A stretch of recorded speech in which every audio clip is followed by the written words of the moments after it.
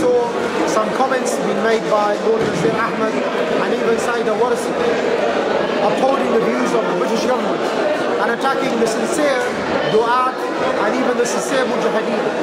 And this should be no surprise, because in fact what we find is that Lord Nazir Ahmed and Sayeeda Warsi in fact are the lackeys of the British government. They do whatever the British government would have them do, whether it be the Labour Party or the Conservative Party.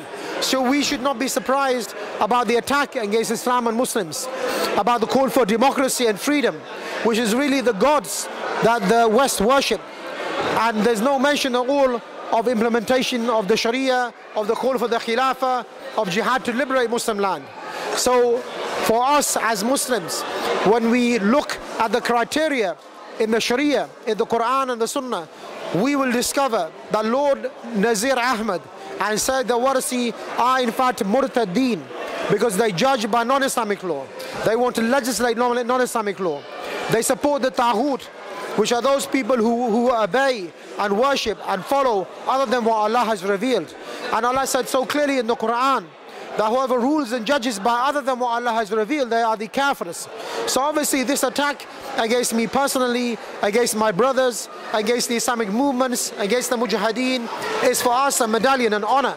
Because Allah inshallah will give us any good deeds that they have, and they can take our own bad deeds. Because this attack against us is like the attack of the Quraysh, in fact, against the Messenger Muhammad sallallahu alaihi wasallam, when he called for the truth, the enemies of Islam, the enemies, if you like, of the muwahideen, of those people who believe that no one should be worshipped other than Allah, always come out, and they will attack and they will try to undermine. So we can see that on the agenda of all of the so-called Muslim MPs in Britain, those people who go and do the bidding of the British, whether to be Israel or to Pakistan or India, they do not have the interests of the Muslim community. They have their own interests. That's how you will see that one day they will be against, for example, Malala Yousafzai. The next day they will be in her favor. Why? Because they want to please their own masters in the West. They want to see what the public opinion is in order to ride the public opinion for their own selfish interests. Not because they care about the Ummah, not because they look at the Quran and Sunnah to see where the truth is, rather for their own interest and need. What we find today, in fact, is that the new God is interest and benefit. Whatever is beneficial for people personally, their own profile, their own media image, they will run behind this, and they don't care about the life or the honor or the wealth of the Muslims. And that is the situation of people like Lord Nazir and indeed Sayeeda Warsi. These people indeed are enemies of Islam and Muslims. They are the Asians, the lackeys, the bootlickers of people like Cameron and people like Miliband. And they do not have the interests of the Muslims at heart.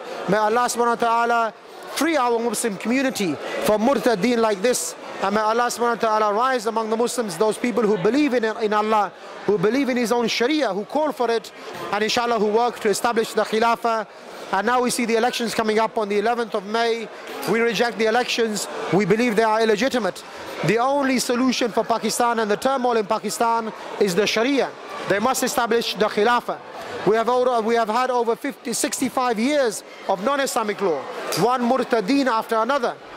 The latest one, Zardari, implementing the non-Islamic law, siding with the Americans and British, and indeed having the blood of the Muslims on their hands.